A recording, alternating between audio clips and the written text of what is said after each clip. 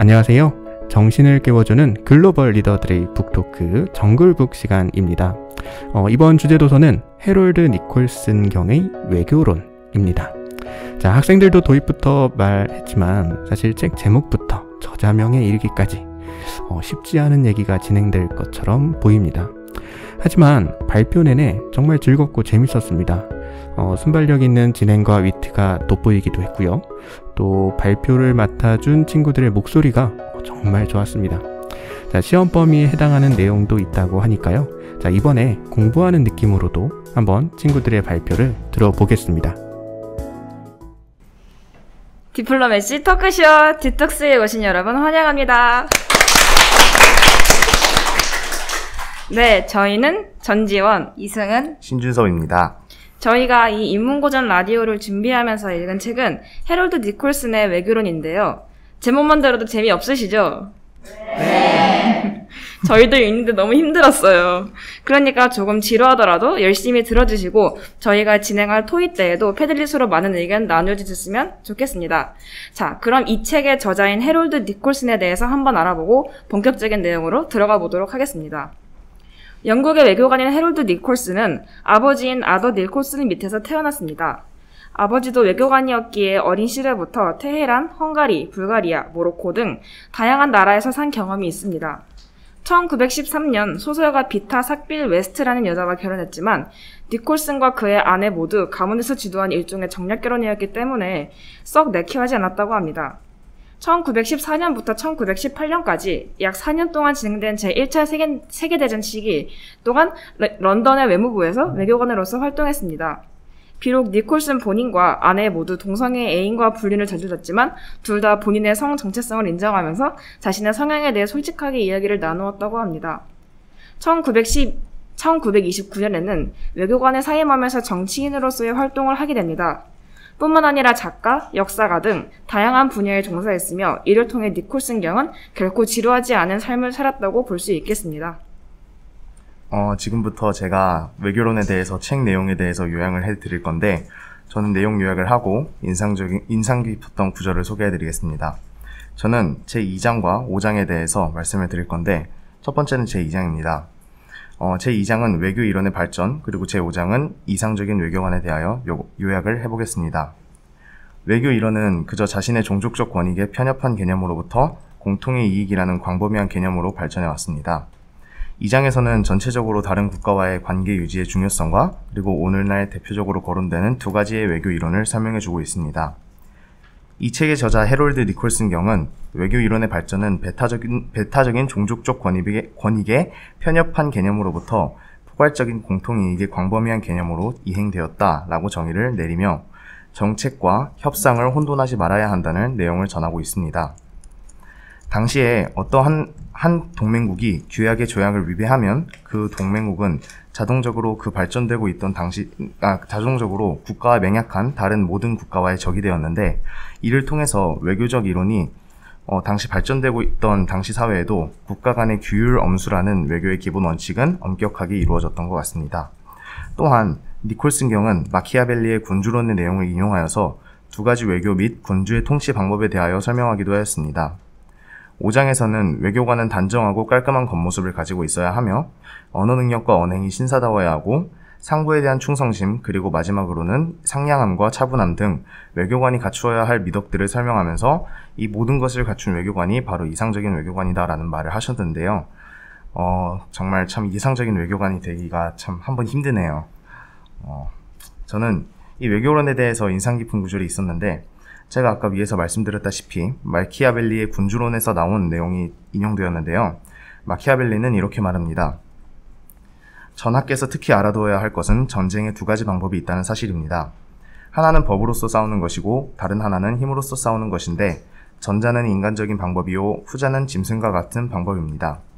그러나 첫 번째 방법은 만족스럽지 못할 때가 많기 때문에 군주는 두 번째의 방법에 의존해야 합니다. 라는 말이 저는 가장 인상 깊었습니다. 참 너무나도 안타까운 말인 것 같습니다. 참 우리는 법을 통해서 평화적인 외교가 훨씬 더 중요하고 우리에게 국제적으로나 국내적으로나 더 긍정적인 영향을 끼친다는 것을 아는데 어쩔 수 없이 군사력을 통한 외교를 할 수밖에 없다는 것이 너무 안타깝네요. 네, 그렇다고 합니다. 저는 제3장 구외교에서 신외교로의 변화와 제7장 최근에 나타난 외교 관행의 변화 부분을 요약해드리겠습니다. 자, 구외교와 신외교 차이점이 무엇이라고 예상되시나요? 절대주의를 거쳐 민주적 통제로 가는 과정이라고요? 네, 보통 그렇게 생각하시지만 책에서는 히틀러나 무솔리니를 보면 그들이 예전에 비렐름 2세와 비스마르크보다 더 독재적인 인물이라고 합니다. 그렇지만 17, 18세기의 외교와 오늘날의 외교 사이에는 현저한 차이점이 있음을 얘기하면서 다시 시작하는데요. 외교의 역사를 보면 18세기 외교관들은 조정의 실력자들에게 엄청난 뇌물을 바쳤고 공문서를 훔쳐냈으며 지도자의 후원을 얻어내기 위해 온갖 수단을 다했다고 합니다. 그리고 입헌군주제가 진행이 되며 19세기 전반을 통하여 외교와 군주 자신을 동일시 되었다고 합니다. 19세기나 20세기 초엽 동안에는 대외 정책은 외교와 더불어 국제군주동맹에 의하여 영향을 받았다고 하는데요. 국제군주동맹이란 유럽의 전통적 왕가의 권위가 흔들리게 되자 각 왕실에서 혼인 관계를 통하여 정보를 교환하고 유대를 강화하는 것입니다. 이러한 관계에 대해서 당시 영국의 정치가가 한 말이 제 기억에 남는데요. 미묘한 문제에 봉착하게 될 경우 그가 가지고 있는 해외 왕실과의 개인적이고도 가족적인 관계는 그보다 더 공식적인 문서를 통해서나 또는 정부 간의 접촉을 통해서 얻을 수 있는 것 이상으로 더 점잖고 더 효과적으로 그것에 관해 더 많이 그리고 즉시 말할 수 있는 기회를 열어준다. 라는 말이었는데요. 좀 길죠? 그의 가족관계가 가지는 가치가 정말 컸다는 것을 보여주고 어떠한 상황을 진정하는 데 효과적이었다는 것도 알 수 있는 문장이었습니다. 사적 통신망 중에는 자신의 대신들에게 불충실한 경우는 찾아보기 어려웠으며 전체적으로 건전한 상식을 갖추고 충실히 업에 임했다고 합니다. 그리고 마지막으로 7장에서는 최근에는 외교란 국제사회의 협력을 필요로 하는 공통된 국제적 이해관계를 가지게 되었다는 것이라고 정의하고 있습니다. 네, 이렇게 요약을 마칠 거고요. 다음은 주제토론입니다. 신 DJ가 특별한 게스트를 소개해드리며 시작해볼게요. 네, 안녕하세요. 신 DJ입니다. 괜히 또 이렇게 신 DJ라고 말하니까 텐션을 올려야 될 것 같아서 이번엔 좀 밝게 진행을 해보도록 할 건데요. 저희의 오늘 게스트를 모셨는데 박수로 맞아주시길 바랍니다. 이결입니다.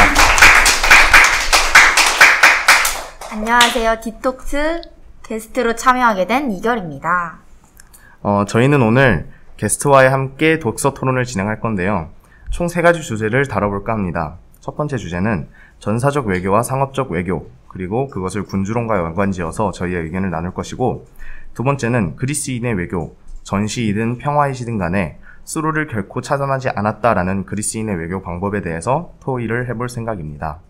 또한 마지막으로 외교관이란 자기 나라의 이익을 위해서 외국에 파견되어 거짓말을 하는 정직한 인사이다 라는 말을 워튼경에 남겼었는데요.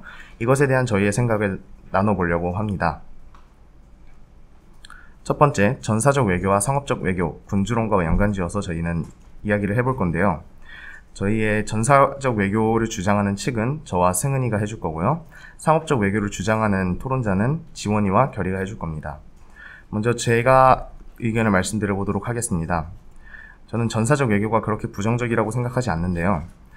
그 이유는 군주론에서 마키아벨리가 저술한 내용들 중에는 상업적 외교와 전사적 외교가 있는데 전자는 만족도가 떨어지기에 군주는 후자를 택할 수밖에 없다고 나와 있습니다.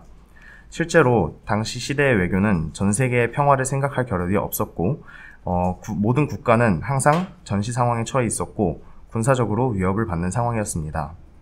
당시의 국가들은 외교의 궁극적 목적인 이익 쟁취라는 것에만 중점을 두고 외교를 하였습니다. 이때 상업적 외교를 주장하는 사람들은 전사적 외교를 주장하는 사람들의 협상의 수단과 목적에서 전혀 다른 이념으로 고무를 받고 있다는 사실을 인식하지 못한다는 점이 가장 위험합니다. 상인들은 신뢰심을 불러일으키고 싶어 하며 또 전사적 외교를 주장하는 사람들은 공포심을 불러일으키고자 합니다. 하지만 이러한 과정에서 생긴 공포심은 누구보다도 국가의 이득을 챙기는 데 도움을 주게 되었고 이는 당시 외교의 궁극적 목적이었던 이익 쟁취를 중심으로 하므로 적합치 않다고 생각하지 않습니다.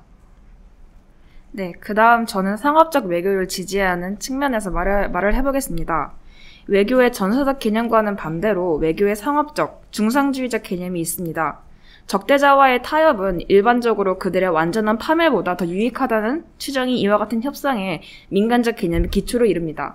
따라서 협상은 단순히 생사를 건 투쟁이 아니라 오래가는 이해에 이르기 위해 취하는 상호 양보에 더 가깝습니다.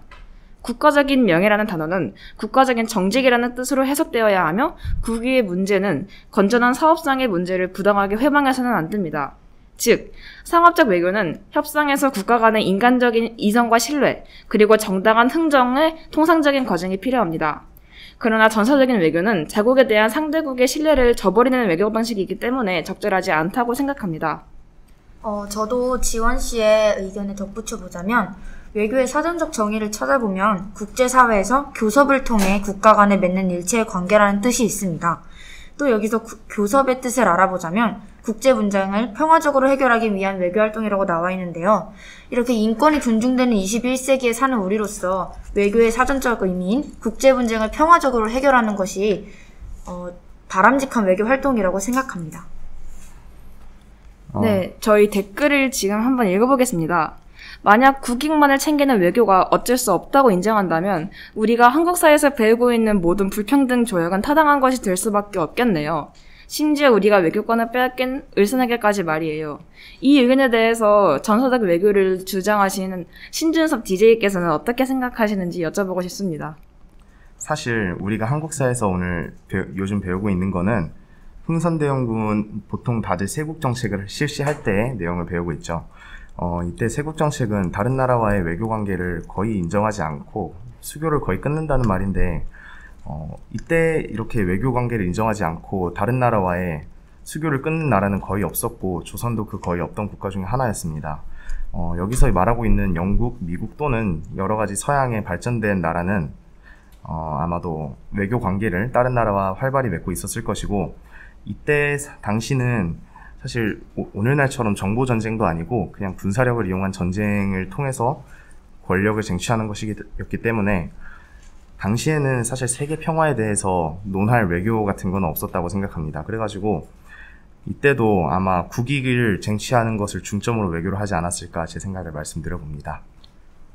굉장히 급작스럽게 질문을 드려봤는데 정말 좋은 답변을 얻을 수 있어서 정말 대단하다고 생각합니다. 그렇게 급삭스러운 질문을 받고 다음 주제로 넘어가 보도록 하겠습니다. 두 번째 주제인 그리스인의 외교에 대해서 말씀을 나눠볼 건데요. 저희는 두 번째 주제는 전시이든 평화이든 간에 수로를 결코 차단하지 않았다라는 그리스인의 외교에 대해서 의견을 나눠보도록 하겠습니다. 네, 제가 먼저 말씀을 드리겠습니다. 저는 찬성하는 입장인데요. 국가의 위상이나 지리적인 상황, 국가적 특성에 따라 외교 방식이 자연스레 달라질 것이고, 그러한 역사를 기반으로 외교관들이 현명한 외교를 취할 텐데, 문장 자체를 봤을 때 수로는 곧 무역을 뜻한다고 생각합니다. 전시와 평화시를 골라서 수로 개방 여부를 따지는 것은 국제사회의 눈엣 가시로 여겨질 것입니다. 그리고 수로를 꼭 차단하지 않더라도 자국에게 큰 피해가 가는 것이 아닐 거라고 생각하기 때문에 찬성하는 입장인데요. 저와 같은 입장이신 지원 씨는 어떻게 생각하시나요? 저도 이 그리스인의 항시 수로를 차단하지 않는 이 외교 정책은 바람직하다고 생각합니다. 국가가 외교를 진행하는 이유는 국가의 이익을 위해 평화적인 방법으로 외국과의 관계를 유지하고 발전시켜 나가기 위해서입니다. 이런 상황에서 평화시이기 때문에 나라의 문을 열고 전시이기 때문에 나라의 문을 닫는 것은 외교의 기본적인 목적에 부합하지 않는다고 생각합니다. 외교란 애초에 자국의 이익을 위해 진행하는 것이기 때문에 미래에 어떤 일이 벌어질지 모르기 때문에 상시 나라의 문을 열고 타국과 관계를 맺는 것이 더 옳다고 생각합니다. 저는 반대로 차단해야 된다고 생각하는데요. 저는 외교의 궁극적 목적은 자국을 보호하는 것이라고 생각합니다. 하지만 무방비 상태로 수로를 개방하고 있는다면 우리가 지금까지 우리나라의 역사를 통해 배울 수 있었듯이 이점보다는 피해를 입는 경우가 더 많을 것입니다. 물론 외교 또한 사람 간의 일이기 때문에 마음을 닫는 쇄국 정치도 좋지 않지만 전시 상황에서도 문을 상시 열어놓는다는 것은 옳지 않은 일 같아요. 결국 외교의 궁극적인 목적에 모순되는 일이니까요. 모든 극과 극보다는 융통성 있게 상황에 따라 국익을 위해 수로를 개방하는 게 맞지 않을까요? 저도 그렇게 생각하는데요. 먼저 외교의 의미를 정의해보자면 외교는 궁극적으로는 국가의 이익을 얻는 것에 중점을 두게 됩니다. 이때 그리스도 역시 국가의 이익을 얻고 다른 나라와 평화적인 관계를 유지하려고 했을 것입니다. 하지만 아무리 그래도 전시 상황이라는 가정 상황이 주어져 있고 외교의 궁극적 목적인 자국민 보호라는 목적이 지켜지지 않는다면 아무리 좋은 외교를 펼친다고 해도 옳지 않은 결과를 내고 결국은 옳지 않은 방법이라고 생각합니다. 지금 아마 피곤하셔가지고 조는 분들이 몇 분 보였는데 시험범위니까 한번 들어봐 주셨으면 좋겠어요. 만약에 조선시대를 가정으로 세워보십시다. 조선시대 때 만약에 조선의 수로가 활짝 열려 있었다면은 아마 1866년 제너럴 셔먼 때 한번 초토화되고 1875년 운요에 의해서 한 번 더 불바다가 되고 초토화가 됐겠죠. 이러한 이유로 저는 전시 상황 때는 아무리 외교라는 궁극적 목적에 이익을 쟁취하려고 해도 다른 국가와 평화적인 관계를 유지하려고 해도 국민의 안전이 최우선이기 때문에 수로를 개방하는 것은 옳지 않다고 생각합니다. 이렇게 저희의 두 번째 의견 나누기가 종료되었는데요. 많이 저희도 내용이 어렵고 여러분도 어려운 것 같아요. 참 외교론이라는 책이 이렇게 힘든 책인 것 같은데 거의 다 왔으니까 한번 힘내봅시다. 다음 주제는 외교관이란 자기 나라의 이익을 위해서 외국에 파견되어 거짓말을 하는 정직한 인사이다라고 워튼경이 말을 남겼는데요. 이 워튼경의 생각에 대해서 저희가 한번 의견을 나눠보도록 하겠습니다. 저는 이 워튼경이 한 말씀에 대해서 동의합니다. 물론 외교 또한 제가 아까 언급했듯이 인간 사이의 일이기 때문에 거짓말을 하는 것이 절대적으로 좋다고 생각하지는 않습니다. 하지만 고려의 서희가 거짓말을 해서 거란의 침입을 막았을 뿐만이 아니라 강동 6주를 획득했듯이 자국의 보호를 위한 거짓말은 외교에 있어서 꼭 필요하다고 생각합니다. 또한 자신의 패를 보여주면 안 되는 경쟁의 외교 속에서 서로를 파악하고 경계하기 위해서는 외교에서만큼은 거짓말이 부정적인 행동이라고 생각하지 않습니다. 네, 덧붙이자면 여러분, 이 문장은 거짓말에 초점을 두고 있을까요? 아닙니다. 이 문장이 말하고자 하는 것은 융통성입니다. 외교관은 언어라는 무기를 가진 독립운동가라고 생각합니다. 즉, 절대적으로 만남과 관계에만 초점을 두면 안 되며 결국에는 국가에 실질적인 도움을 주기 위해 일하는 직업입니다. 그렇기에 훌륭한 외교관의 역할에 있어 가장 중요한 것은 물론 진실됨입니다. 국가 간의 관계에서 가장 중요한 것은 신뢰이기 때문이지요. 그렇기에 진실됨은 기본, 상황을 잘 파악하여 사리분별하는 능력이 더불어 필요하다는 문장이라고 생각합니다. 승은님이 방금 말씀하신 외교관은 언어라는 무기를 가진 독립운동가라고 생각합니다. 라는 문장이 굉장히 인상 깊은데요. 저는 그럼에도 불구하고 이 외교관이란 자기 나라의 이익을 위하여 외국에 파견되어 거짓말을 하는 정직한 인사이다. 라는 이 문장에 반대합니다. 외교관이 자기 나라의 이익을 위하여 외국에 파견된다는 부분은 당연히 인정합니다. 그러나 그들이 외국에 파견되어 거짓말을 하는 정직한 인사라는 모순적인 문구에는 반대합니다. 외교는, 특히 상업적인 외교는 나라 간의 신의를 바탕으로 진행하는 활동이기 때문에 그들이 타국에 파견되어 거짓말을 하는 정직한 인사라는 문구는 옳지 않다고 생각합니다. 그런 식으로 외교를 계속해 나간다면 국가는 결국 국제적 관계에서 사방에 적을 두기 마련이고 그런 상황에서 그 국가가 특히 강대국이거나 국제적 정세에서 홀로 자국의 이익을 쟁취할 수 있는 국가적 경쟁력을 갖추고 있지 않는다면 그 국가의 굉장히 불리한 상황이 연출되기 마련이라고 생각합니다. 지원이가 참 잘 얘기해 준 것 같은데요. 그거에 대해서 제가 한번 의견을 덧붙여 보도록 하겠습니다. 물론 외교관이 자국의 국익을 얻기 위해서 국가의 긍정적인 내용을 중점으로 하여 협상을 하고 결국은 최대한의 이익을 얻는 것은 맞습니다. 하지만 외교관이 협상을 할 때 주장하는 의견이나 여러 가지 협상의 기술들이 거짓되었다고는 생각하지 않아요. 저는 외교관은 국가의 장점을 부각시키는 것이지 거짓을 말하는 것은 맞지 않다고 생각합니다. 그래서 저는 워튼경이 외교관은 자기 나라의 이익을 위하여 외국에 파견되어서 거짓말을 하는 정직한 인사이다라는 말을 수정해서 외교관이란 자기 나라의 이익을 위해서 국가의 장점을 부각시키고 다른 나라와 협상을 통해서 결국 궁극적으로는 자국민의 안전과 행복을 추구하는 정직한 인사이다라고 말을 남기고 싶네요. 네, 이 주제에 대해서 댓글을 남겨주셨는데요. 외교는 정직한 거짓말이다. 자국의 보호를 위한 거짓말이기 때문에 외교에서만은 융통성이 허용된다라는 댓글이 있었습니다.